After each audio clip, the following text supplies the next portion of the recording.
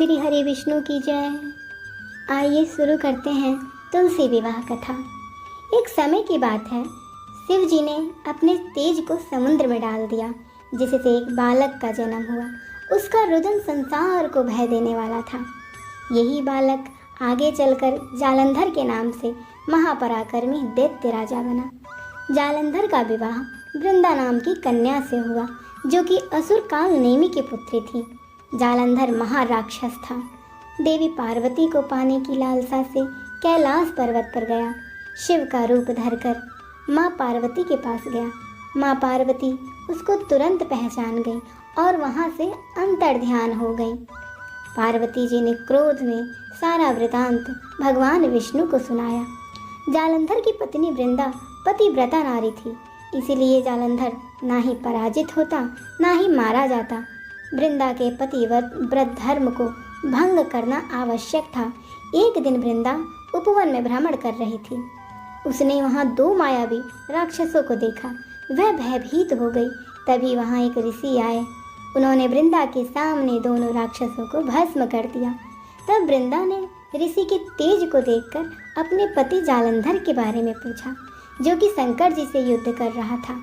ऋषि ने अपने माया जाल से दो बानर प्रकट किए। एक बानर के हाथ में जालंधर का सर, दूसरे के हाथ में धड़। पति की ये दशा देखकर वृंदा मूर्छित हो गिर पड़ी।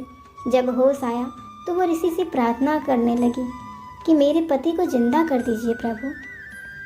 भगवान ने अपने माया से जालंधर का सिर धड़ जोड़ दिया और स्वयं उसी शरीर में प्रवेश कर गए।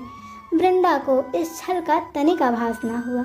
जालंधर बने भगवान विष्णु के साथ वृंदा पतिव्रता का व्यवहार करने लगी, जिससे उसका सात्वित्व भंग हो गया। ऐसा होते ही वृंदा का पति जालंधर युद्ध में हार गया और मारा गया। वृंदा को जब पता चला तो उसने क्रुद्ध होकर भगवान विष्णु को हृदयहीन शिला होने का श्राप दे दिया। अपने भक्त के श्राप को भगवान विष्णु ने स्वीकार किया और सालिग्राम पत्थर बन गए। नारायण के पत्थर बन जाने से चराचर ब्रह्मांड में हाहाकार मच गया। सभी देवी देवता ने वृंदा से प्रार्थना की वे प्रभु को श्राप मुक्त कर दें। भगवान विष्णु को वृंदा ने श्राप मुक्त कर दिया और स्वयं आत्मदाह कर लिया। जहाँ वृंदा ने आत्मदाह किया वहीं तुलसी का पौधा उगा। भगवान विष्णु ने वृंदा से कहा, हे वृंदा, तुम मुझे बहुत प्रिय हो। तुम तुलसी के रूप में सदा मेरे साथ रहोगी।